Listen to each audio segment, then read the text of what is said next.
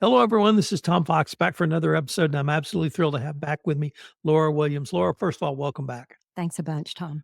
So, Laura, we are recording this before Thanksgiving. We're about 6 weeks out from the conclusion of the show, The Magnificent Seven Rides Again. And I wanted to start off by asking what were your observations, reflections, feelings about this year's show? It was another great, successful show. We had a lot more foot traffic this year, I think, than we did the previous year. And we had one Saturday where we all painted and demonstrated during the day. And so that was a lot of fun. I think more fun than most everyone expected. But lots of people came in that day and had questions. And so that was another really neat part about this year's show. Was there anything about the demographic of the crowd this year that you thought was maybe a little different than last year? We had several groups of people that were from out of town and some from out of state who had come in to see the Two Perspectives show at Museum of Western Art, the Kwang Ho and Scott Christensen show. And after they went to that show, they headed our way, which honestly was very surprising to me, but also I felt quite honored that they would take the time to step over and look at our show. So different people from different areas, not just the locals. What was it like painting in front of a crowd?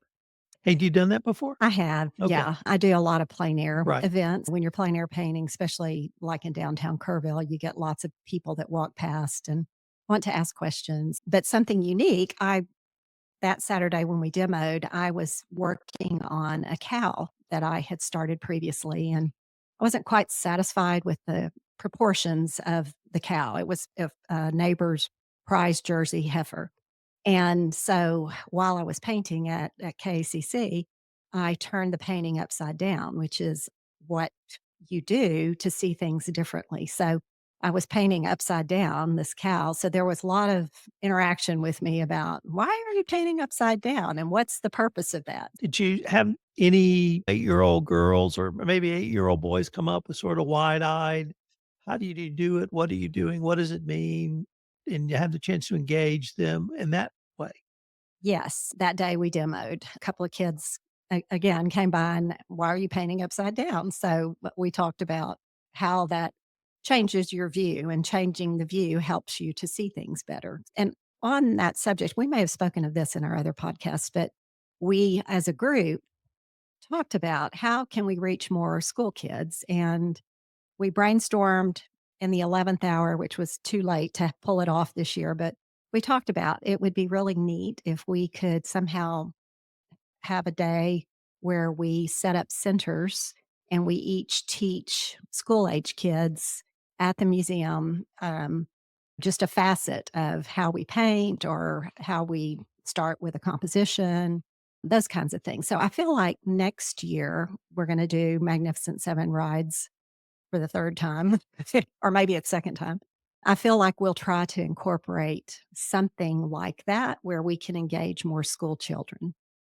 Did you sell any paintings? I did, Well, that's yes. always good. Yes, it's a good feeling. I feel it. So I was there on the opening weekend, and many of us there knew the artist personally, a lot of friends and families. As that crowd sort of dissipates and you move to people who you might not know personally, how did that dynamic change for you? Mm, the obvious, you talk about less personal things, but for me, people were, I think, intrigued with the places where my paintings were initiated from. I had one painting from White Sands, New Mexico, and one from Big Bend, and then a lot of little wildflower paintings. So they were honestly, it was the White Sands painting most people wanted to talk with me about. Where was that? And then if they'd been to White Sands, we talked about what a surreal landscape that is, some lack of color, almost monochromatic landscape. So anyway, I wonder if people in New Mexico understand just the diversity of landscapes in their state. I mean, we talk about that in Texas all the time, but my wife and I did a big loop around, New Mexico for our wedding anniversary in May, and we were just sort of stunned. mhm, You can go from white sands to brown sands to 8,000 feet and to everything in between. yes, I agree. In fact, my husband and I contemplated retiring in New Mexico at one point in our lives, and grandchildren ruled us out on that. But Right. So, how about after the show concluded? Did you have the chance to catch your breath? Did you hit the ground running? Were just so many ideas spinning through your head you couldn't stop? What was that like maybe the last couple of weeks of October and into early November? We as a group met at my place. I've built a new art studio and it's just now pretty much open. And so everybody came to the art studio and we had a great just sit and talk about what went well, what we need to improve, what our hopes are for the future. So that was very helpful. We probably did that maybe within 2 weeks of when we took down the show. And then my son got married. So I didn't catch my breath. I just kept going full force. But then after he married, then I've been able to, I think, take a deep breath and focus on where am I headed now. And Have you had any other shows since the conclusion of the Magnificent Seven Rides Again? I have actually concurrently when the Magnificent Seven rides again, I had a show go up the day after we had our reception in near Houston at Brookwood Community. They had a show with, I'm not even sure how many artists called Art with a Purpose. And Brookwood, for those of you who don't know, it's a residential community as well as a place where adults with disabilities are able to create things, grow things. They have a nursery, they have a ceramic studio, all kinds of things. And a restaurant. They employ these adults who can live on site. And so I have a good friend whose son is a member of the community there. And so she reached out to me and asked if I'd like to be a part. So that work, Brookwood decided to extend that exhibit. So that's still up and will be up until first couple of weeks of January. It's in Brookshire, Texas.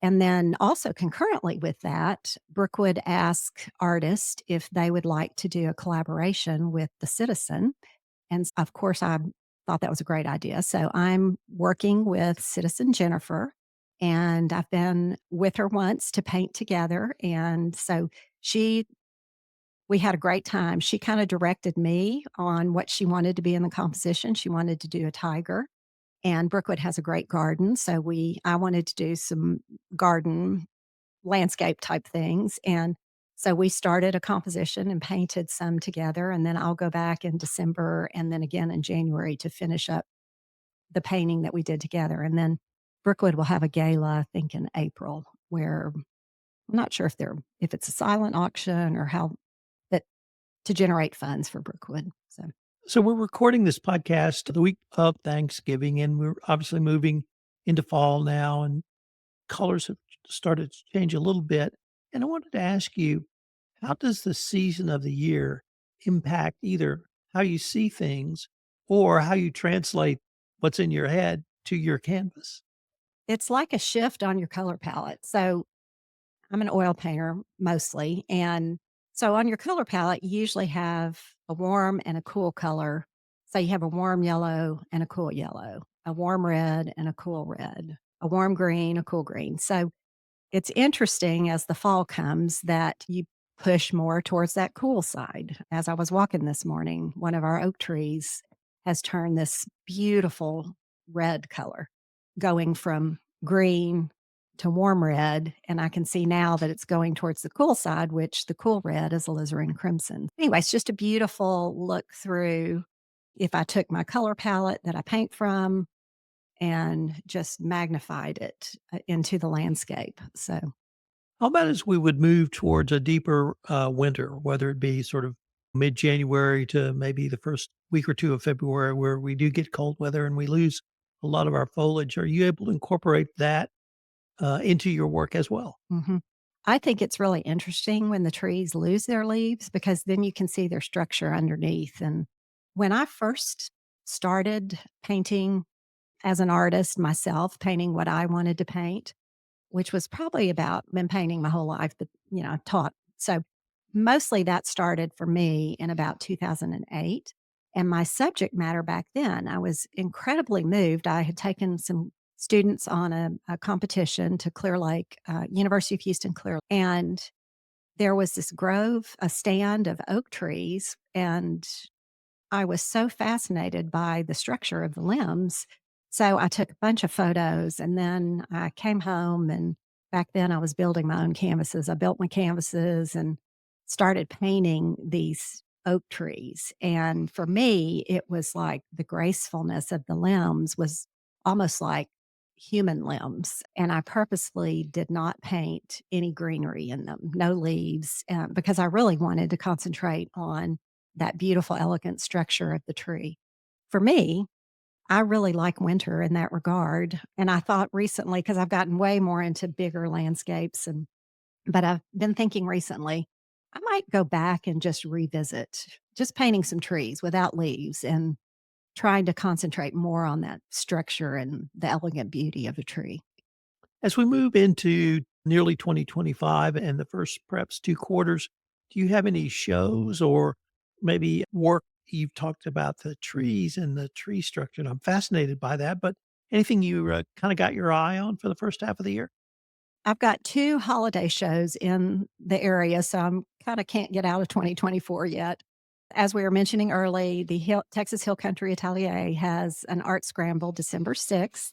Public is invited. I contributed 4 works for that of roadrunners, which have a whole story about roadrunners. What is it? Not to be too long and go on, but when I was my husband and I had been living in an RV while we're building a house. So a year ago, I was painting out at my brother's place in Hunt and in an old, probably 1940s bunkhouse, non-air conditioned, just concrete floor, very primitive. So as I'm painting and I had all the doors and windows open because it was warm, and I got this sensation something was watching me. And so I slowly turned. And as I turned, there was a roadrunner that had stepped into this little bunkhouse and was looking at me. So I tried to grab my camera. I startled him. He ran off way too fast for me. Fast forward to this year, I spoke of my studio that we just completed in our barn. My kids had come in actually for the Magnificent Seven reception, and I wanted to show them my studio, which was almost finished, not quite. The doors had been closed on the studio. When we walked in, there was a roadrunner nesting on the windowsill inside my studio. I had this, it was like a divine experience for me. I just this rush of, wow, long story short there, we left the doors open. I was worried about the roadrunner, how long it had been in there. I brought out a little Tupperware dish of water. It eventually left, and it left a small little feather on the windowsill, which I incorporated into my atelier works of art. Anyway, just okay, so I'm on a whole roadrunner kick. I have 3 other roadrunner paintings that I'm currently trying to get ready for, in answer to your question. I am doing Bridget's handmade holiday market, Bridget's Basket, next Sunday, December 1st, I think is the date, but it's Sunday. And then the following week, Kerrville Hills Winery at Shriner University is having a Christmas market. Right. So I'm going to do that as well. Never done that. So that'll be a new experience. Anyway, and then trying to think, do I have finished the Brookwood project in January? You got a busy quarter coming up, I bet. actually Yeah. busy 6 weeks. Yes. Yes. How about into 2025? Do you have any shows planned, or are you pointing towards the next iteration of the Magnificent Seven rides again? Tell us about what you're maybe down the road a little bit. Sure. Thing that I did this year, one of my goals this year, I joined a society called the Oil Painters of America, OPA it's called, and they offer opportunities to apply for shows and online shows as well as logistical shows. And last July, I was admitted into a juried show in Indianapolis. So that was super exciting for me, one of my personal goals. So the way that you advance in OPA is you have to be invited to 5 shows and juried shows. So I will continue to press on and hopefully be invited to some of those juried shows with OPA. I also belong to another organization called Oil Painters, no, Outdoor Painters Society. Sorry. OPS. And so it's a group of artists who paint plein air. They gather and they have different events all over Texas, Colorado, New Mexico, speaking of. So I'm hoping I wasn't quite as active this past year because of other commitments, but hoping that I can do more of that with the group next year. And then Out of those things, I don't have anything specific planned for Magnificent Seven next year, but I know that something will move me, and be it travels to New Mexico or I don't know, but it'll come forth. Well, Laura, unfortunately, we're near the end of our time for this episode. But before we leave, I wanted to ask you if our listeners wanted to find out any more information about you or your art, what might be the best place for them to go? Sure. My website is probably a great starting point, and it's laurawilliamsgallery.com. And I'm on Instagram and Facebook in that same name. I also am represented by the Good Art Company in Fredericksburg, if you want to hop over there, a good place to look, and Adams Gallery in the Austin area. Laura, thanks again. And I look forward to continuing this conversation. Thank you, Tom.